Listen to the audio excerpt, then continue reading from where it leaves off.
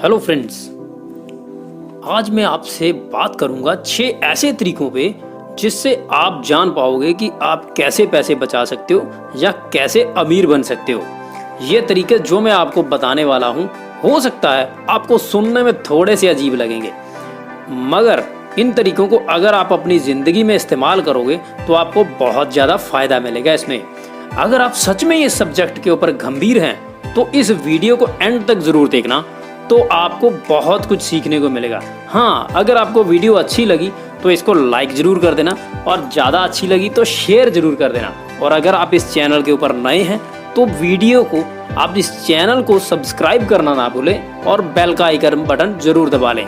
तरीका नंबर 1 ये क्या कहता है, जब भी आप कोई पैसा कमा के लाएं उस पैसे को इस्तेमाल करने से पहले उसे भगवान के सामने रखना चाहिए, जहाँ ये कहा जाए कि उस पैसे को भगवान की चरण छू जरूर करवानी चाहिए। एक बात गौर करना दोस्तों, मैंने यहाँ कोई धर्म या मजहब की बात नहीं की, मैंने कहा भगवान, मतलब आपकी आस्था जिसके भी ऊपर है उसके सामने आपको अपनी कमाई को रखना चाहिए। बुजुर्गों के अनुसार अगर हम अपने पैसे को भगवान के सामने ला के रखते हैं तो हमारे पैसे में बरकत आती है। जहाँ ये कहें कि पैसे को भगवान का छू मिलने के बाद हम पैसे को बहुत ही सोच समझ कर खर्च करते हैं, क्योंकि ऐसा करने से हमारी कहीं ना कहीं आस्था पैसे से जुड़ जाती है। इसलिए आप भी अपनी जिंदगी का नियम बनाएं कि अपनी कमाई का कोई भी पैसा पहले भगवान के सामने रखेंगे, उसके बाद ही आप उस पैसे को खर्च करोगे। चलिए दोस्तों, बात करते हैं तरीका नंबर 2 की। ये तरीका ऐसा है, जब आप इसको सुनोगे तो आपको लगेगा कि मैं बात तो बचत की कर रहा हूं, तो इस तरीके से तो खर्च होगा, मगर ऐसा नहीं है। क्योंकि जिस तरीके की मैं आपसे बात करने वाला हूं वो तरीका सिख धर्म के अंदर पिछले 500 साल से भी ज्यादा से इस्तेमाल हो रहा है। सो इसलिए मैं ये कह सकता हूं कि ये नियम पूरी तरह से विश्वसनीय है। अगर आप किसी की भी कोई मदद करते हो तो आप बताओ कि आपको खुशी होती है या नहीं। इसका जवाब मैं जानता हूं कि आप हाँ ही कहोगे, क्योंकि जब भी हम किसी की मदद करते हैं तो हम सबको दिल में बहुत खुशी मिलती है। इसलिए जब आप अपनी कमाई का कुछ हिस्सा दान के लिए निकालते हैं और जब उस पैसे से आप किसी ज़रूरतमंद व्यक्ति की मदद करते हैं, या किसी स्कूल में छोटे बच्चों को उनके ज़रूरत की चीज़ें उनको देते हैं, तो आपको दिल से बहुत खुशी मिलेगी और ये खुशी आपको अमीर बनाने में बहुत बड़ी मदद करेगी। क्योंकि लॉ ऑफ अट्रैक्शन का नियम भी यही कहता है कि आप जहां भी पहुंचना चाहते हैं आपको उसका एहसास जगाना बहुत ज़रूरी है। मतलब अगर आप अमीर बनना चाहते हैं तो आपको अमीरी के एहसास के अंदर रहना है। जब आप किसी की मदद करते हैं तो आप देने वाली स्थिति में होते हैं, और देने वाला लेने वाले से हमेशा ही बड़ा होता है। और इस नियम के मुताबिक इस एहसास में रहना ज़रूरी है, और अगर हर महीने आप इस एहसास को दोहराते हैं तो ये एहसास आपको अमीर बनाने में बहुत मदद करेगा। और वैसे भी जब आप अपना समय और धन दान में देते हैं तो ये फ्यूचर में आपको कई गुना होकर वापस मिलेगा। दोस्तों, ये मैं नहीं कह रहा हूँ, हर धार्मिक ग्रंथ ये कहता है। तो चलिए बात करते हैं नियम नंबर 3 की। ये नियम है नो एक्सपेंस डे। दोस्तों, ये बहुत ही इम्पोर्टेंट है। मतलब हफ्ते का एक दिन ऐसा रखो जब आप तय करो कि उस दिन कोई खर्च नहीं करोगे।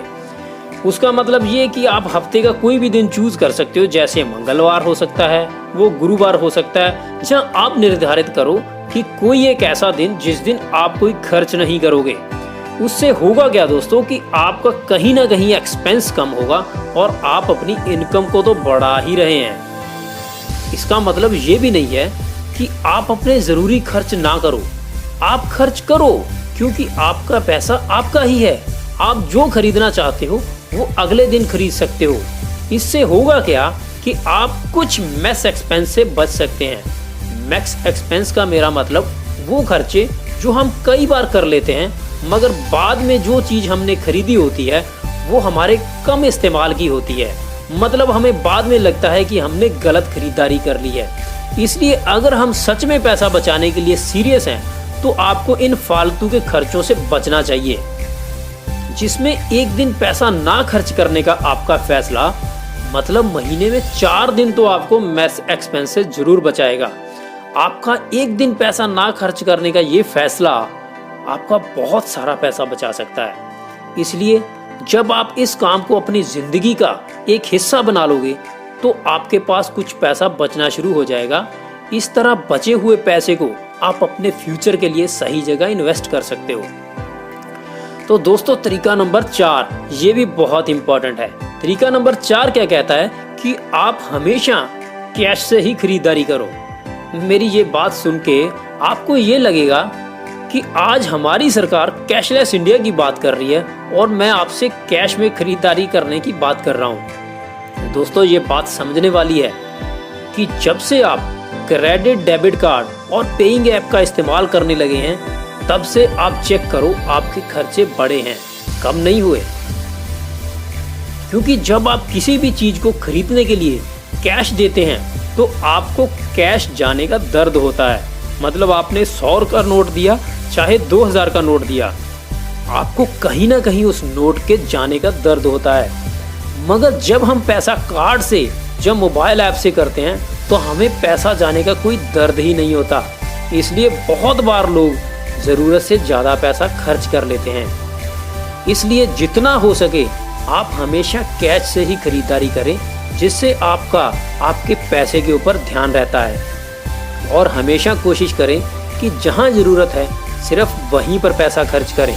आपकी इस एक आदत से आपका बहुत सारा पैसा जो बेवजह निकल जाता था वो बच सकता है और आपकी ये आदत आपकी सेविंग में आपकी बहुत बड़ी मदद कर सकती है। दोस्तों तरीका नंबर 5 क्या कहता है कि पूरे दिन की खरीदारी के बाद कई बार आपकी जेब में कुछ सिक्के या कुछ नोट शाम को आपकी जेब में बच जाते होंगे। इन पैसों को आप किसी गुल्लक में डालने की आदत बना लो और हो सके तो इन छोटे छोटे नोटों के साथ कभी बड़ा नोट भी गुल्लक में डाल दिया करो। जिससे होगा ये कि मंथ एंड तक आपके पास कुछ पैसे सेव हो जाएंगे और जिन पैसों को आप ऐसी जगह इन्वेस्ट कर सकते हो जो आपके भविष्य के लिए आपकी अच्छी सपोर्ट कर सकते हैं। इसलिए जितना हो सके उतना इस तरीके को अपनी ज़िंदगी में आपको इस्तेमाल करना चाहिए। चलिए दोस्तों बात करते हैं तरीका नंबर 6 की।